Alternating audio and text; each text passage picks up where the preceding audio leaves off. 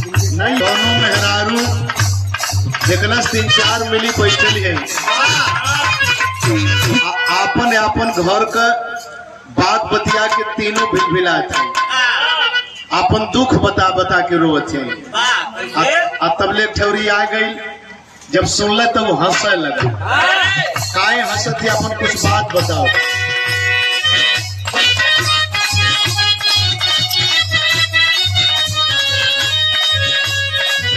मारे मुश्किल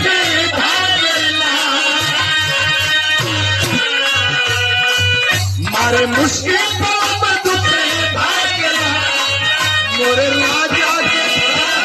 मोरे सैया के मोरे राजा के तू खेल के आवा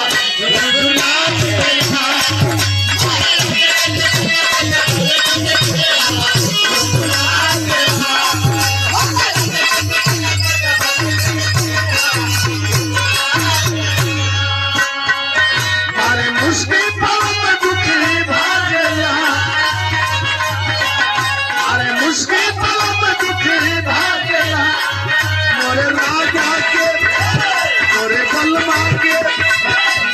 राजा के तू की हवा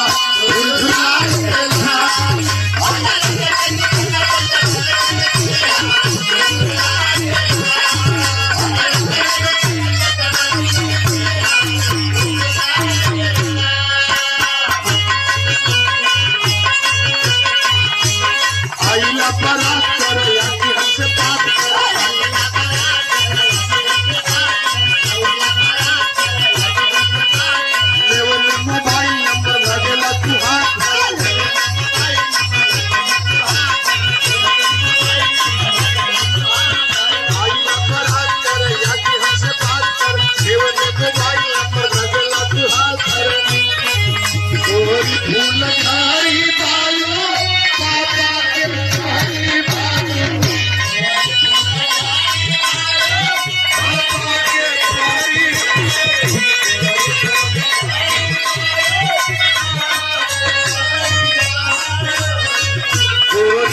लगाई बालू पापा के पहाड़ी बालू लगलू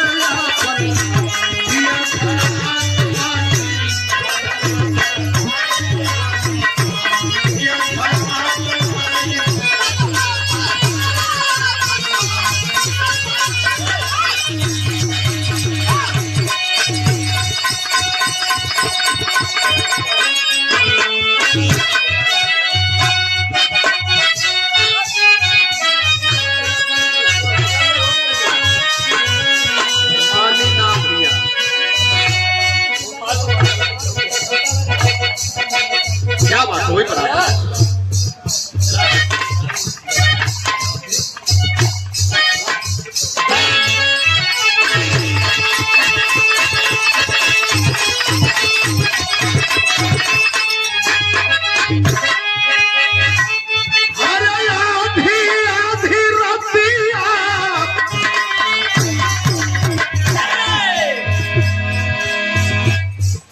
भैया ना भैया आधी आपकी की पूरा अरे माइक वाले हेलो हेलो हेलो अरे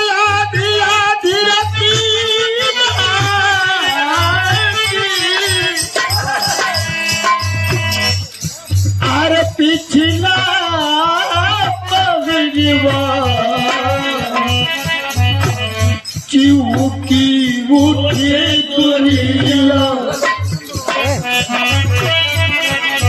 आधी आधी रतिया आधी आधी रतिया चिहुकी उठे गोरिया चिहुकी उठे